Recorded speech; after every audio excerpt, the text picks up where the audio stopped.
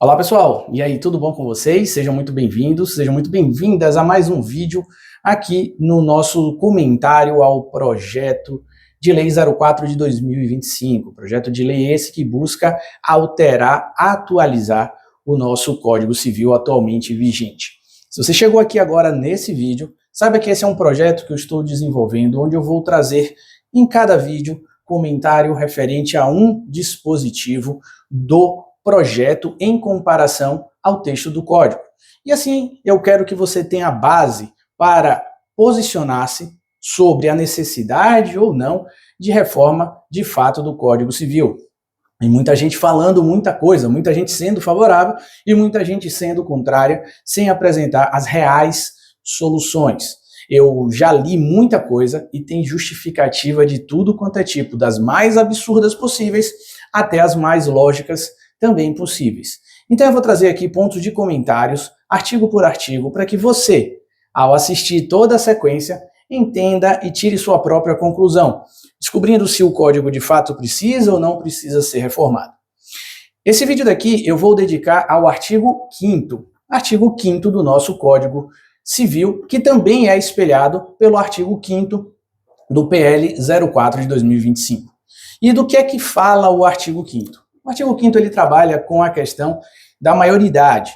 Então, no seu caput, ele aborda a ideia de que ao completar os 18 anos, a pessoa atinge a maioridade. Isso não vai ser alterado no projeto de reforma do Código PL 04 de 2025. Nós continuamos com a noção de maioridade aos 18 anos. No parágrafo único do artigo 4º, nós temos as técnicas de emancipação, as hipóteses de emancipação. E lá nós temos 6 incisos. Qual é a diferença desse dispositivo existente no Código para a proposta do projeto de lei? No projeto de lei, o que vai ser alterado é exatamente o parágrafo único e os seus incisos. Mas calma lá, não tem nenhuma alteração profunda. Há apenas um esclarecimento de elementos que já se aplicam de forma muito tranquila. Por exemplo, se você pegar o texto atual do código, você vai ver que no parágrafo único do artigo 5º não se fala na idade emancipatória. Doutrinariamente, jurisprudencialmente, há um entendimento muito pacífico e tranquilo de que essa idade emancipatória seria apenas a partir dos 16 anos. Ou seja, a pessoa somente poderia se emancipar caso houvesse completado aí a incapacidade relativa. A partir dos 16 para frente, poderia então haver a emancipação.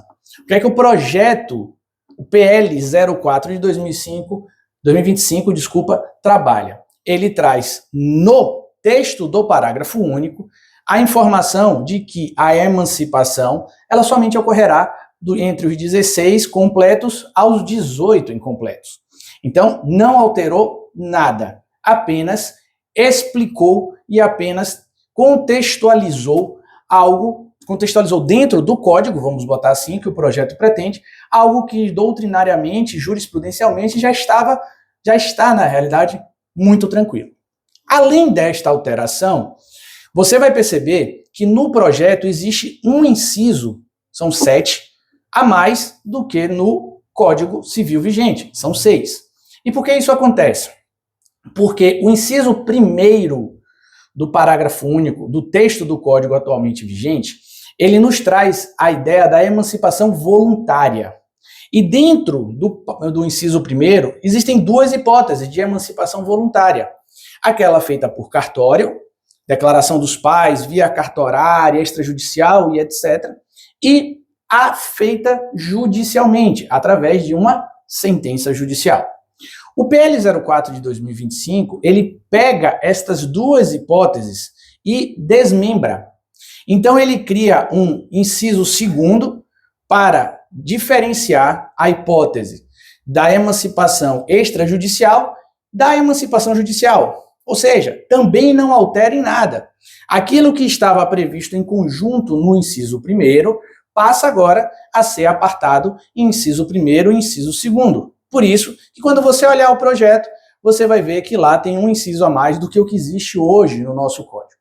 Então, basicamente, no que se refere ao artigo 5º, a gente não tem alteração nenhuma de caráter inovador.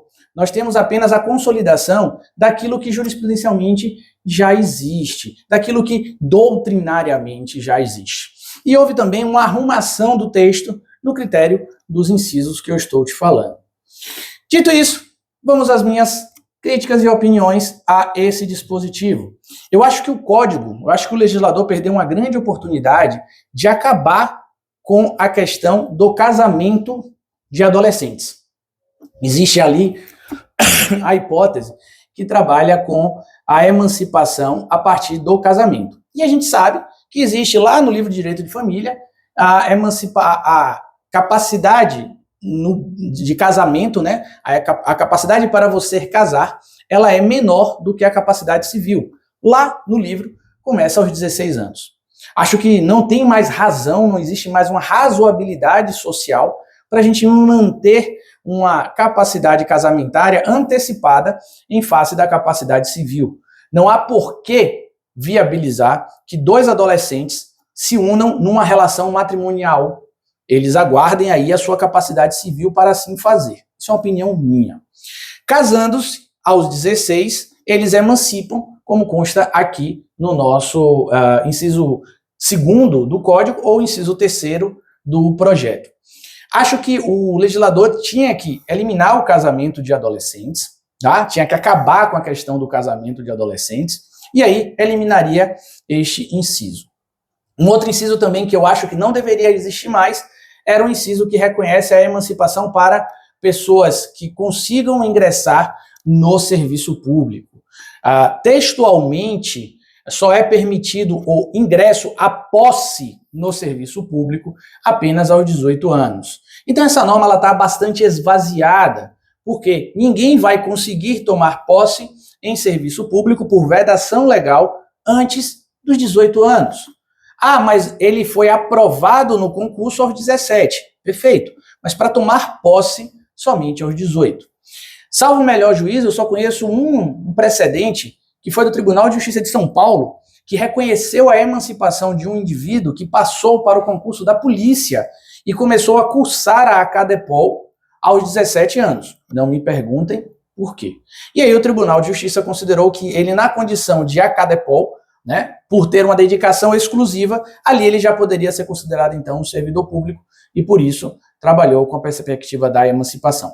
Mas, na prática, esse inciso ele é completamente esvaziado. Ele não há uma viabilidade muito útil, né, uma viabilidade real dele. Então, acho que já deveria ter saído. E, por fim, acho que o Código também perdeu uma boa oportunidade no esclarecimento ali da perspectiva de estabelecimento comercial que consiga desenvolver a sua capacidade econômica autônoma.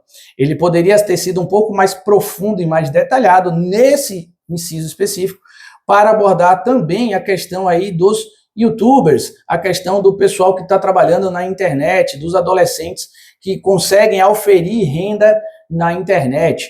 Acho que ele poderia esclarecer um pouco melhor isso também para abarcar o virtual. Por quê? O estabelecimento comercial, a gente pensa logo naquela porta comercial existente. Quando, na realidade, nós temos aí essas atividades também no mundo digital que caberiam ao esclarecimento do texto legal. Só para finalizar, para encerrar uma coisa, não é porque você é emancipado que você não precisa fazer o alistamento militar, tá? Uma coisa é uma coisa, outra coisa é outra coisa completamente diferente. E ponto 2, quando se fala ali em curso superior, a emancipação por curso superior não abrange os cursos técnicos. Isso também poderia fazer constar no texto do Código, já que estamos aí atualizando o Código e seguindo posicionamentos dominantes da jurisprudência. Esse é um posicionamento dominante da jurisprudência. Legal, pessoal? Então agradeço a presença de vocês aqui. Fiquem ligados que eu volto com outro vídeo. Até lá, um abraço.